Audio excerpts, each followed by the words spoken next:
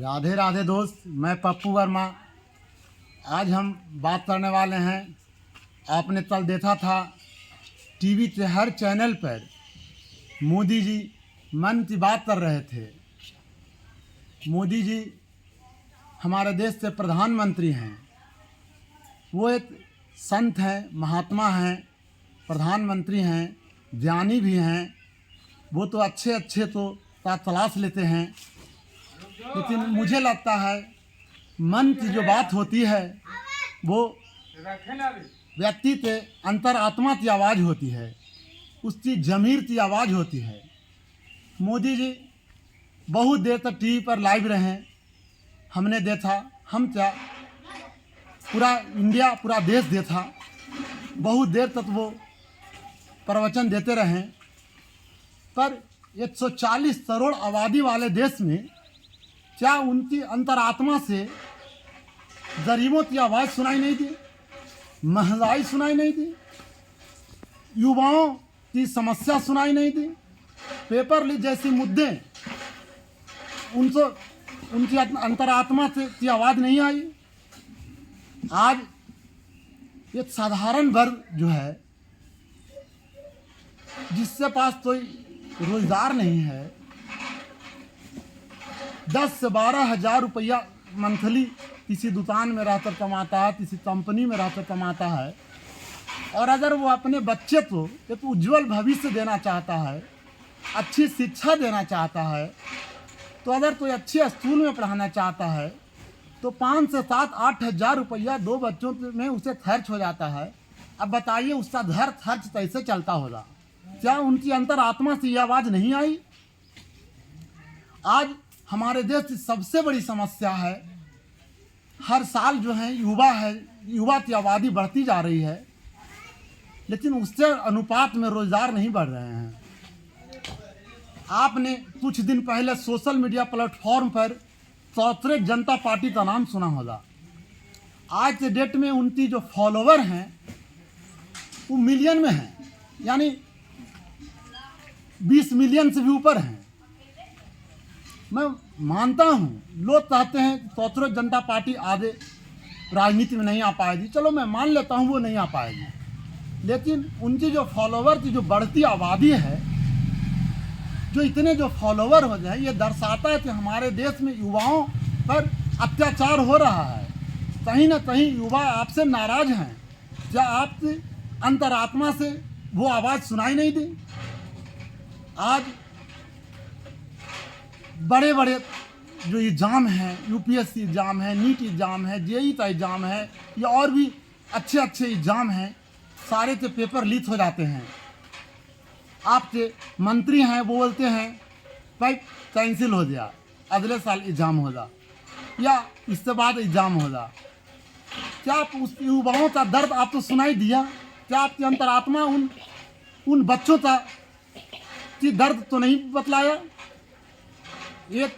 मैं आपको ऐसे परिवार को भी जानता हूँ, ये बतलाऊँगा, जिन्होंने अपने बच्चों को पढ़ाने के लिए अपना घर तक बेच दिया, आधा घर बेच दिया है। आप तो उनके दर्द तो क्या अपनी अंतरात्मा से आवाज़ नहीं आई?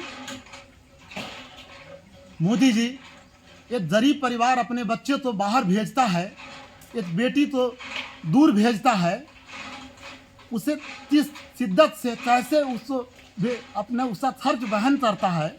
कोटा भेजता है, दिल्ली भेजता है, राजस्थान भेजता है पढ़ाने के लिए। एक तलाश से उसका जुनून सवार होता है। एक बच्चे को जुनून होता है, किसी चीज़ का लगन होती है, वो एक तलाश से ऊपर होती है। 8, 9, 10, 11, 12 यानी 4 से 5 साल तक वो कठिन परिश्रम करता है। वो अपने घर परिवार को भूल जाता है, अपने माँ बाप तक तो भूल जाता है, अपने भाई परिवार को भूल जाता है, अपने भाई बहन सगे संबंधी के शादी में नहीं अटेंड कर पाता है।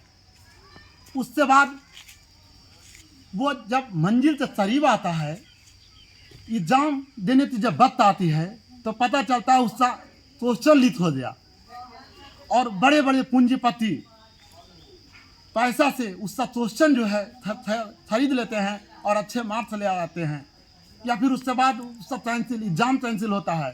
क्या आप उन बच्चों का दर्द तो समझ रहे हैं? उस बेटी के दर्द तो समझ रहे हैं? क्या उनसे माता पिता के दर्द तो आप समझ रहे हैं? क्या आपकी अंतरात्मा उसकी आवाज़ नहीं आई?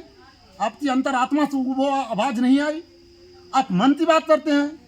अरे आप जनता की मन की बात तब सुने ने, आप उस बेटी की मन की बात तब सुने ने, उस युवा के मन की बात तब सुने ने, उससे दर्द तो तब सुने ने। आज बिहार में TR4 की बहाली के लिए बच्चे संघर्ष कर रहे हैं, उसे लाठियों से पीटा जाता है। क्या आपकी अंतरात्मा की आवाज़ वो नहीं आई? क्या आपके मन में वो बात नहीं आई? आप मन की बात करते हैं। मोदी जी, इससे अच्छे तो आप स्टेज पर होते भाइयों एवं बहनों कर लेते हैं, वो अच्छे लगते हैं। आपके मन की बात अच्छा नहीं लगता है। मोदी जी, मैं जानता हूँ आप तो देश सपोर्ट करता है, हम आप तो सपोर्ट करते हैं। आपने 370 हटाया, बहुत अच्छा किया। आपने राम मंदिर बनवाया, और भी अच्छा किया। आपने बहुत सारे कॉरिडोर बनवा दिए, और भी अच्छा किए। आप जब भगवा पहन करके किसी मठ मंदिर में जाते हैं तो लगता है कि आप एक संत हैं। आप तो पूरा देश हाथ जोड़ लेता है, आपके आगे नतमस्तक हो जाता है। लेकिन आप मन की बात करते हैं और युवाओं की दर्द तो नहीं बोलते हैं। आप मन की बात करते हैं, एक बेटी की भावनाओं तो नहीं समझ पाते हैं। आप मन की बात करते हैं और भ्रष्टाचारियों तो खुलेआम छूट देते हैं। मोदी जी, आपने जो ये अभी फिलहाल जो क्वेश्चन लीक हुआ, नीट पेपर लीक हुआ, क्वेश्चन चूज करने वाले, क्वेश्चन छापने वाले, क्वेश्चन पहुंचाने वाले, कहीं ना कहीं तो ये लीक है।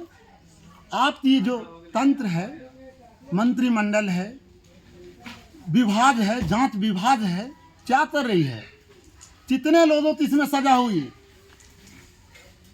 मोदी जी, अगर आप मन की बात करते हैं, भावनाओं तो समझते हैं, तो ऐसे लोगों को, भ्रष्टाचारियों को, घूसखोरों को, मिलावटखोरों को, क्वेश्चन लीक वाले लोगों को, ऐसे लोगों को डायरेक्ट फांसी होनी चाहिए। उनके घरों नहीं, उनके शरीर पर तक बुलडोजर चलना चाहिए। मोदी जी, मैं राजनीति तो नहीं जानता हूँ, पर इतना जानता हूँ कि भय से प्रीत नहीं, भय बिना प्रीत नहीं होता है। आप 5 तो फांसी दीजिए, 6वां पेपर लीक नहीं करेगा, 6वां भ्रष्टाचार नहीं बनेगा, 6ठा तो फांसी दीजिए, 7वां बलात्कार नहीं करेगा। आप कितने लोगों को सजा देते हैं? ये कैसा खेल है? आज भ्रष्टाचार करता है, पेपर लीक करता है, जेल जाएगा, बेल होगा, अगले साल फिर खेल होगा, फिर वही काम करेगा। इसलिए मोदी जी, मैं आपका एक आम साधारण सा जनता हूँ, मैं आपसे डिबेट नहीं करना चाहता हूँ, मैं आपको एक राय देना चाहता हूँ। अगर आप मन की बात करते हैं तो आपकी अंतरात्मा की बात कीजिए, आम पब्लिक की बात कीजिए, लोगों की समस्याओं को समझिए, और आप अपने प्रधानमंत्री की जो गरिमा है उसे बचाए रखिए। तो जय श्री राम, राधे राधे।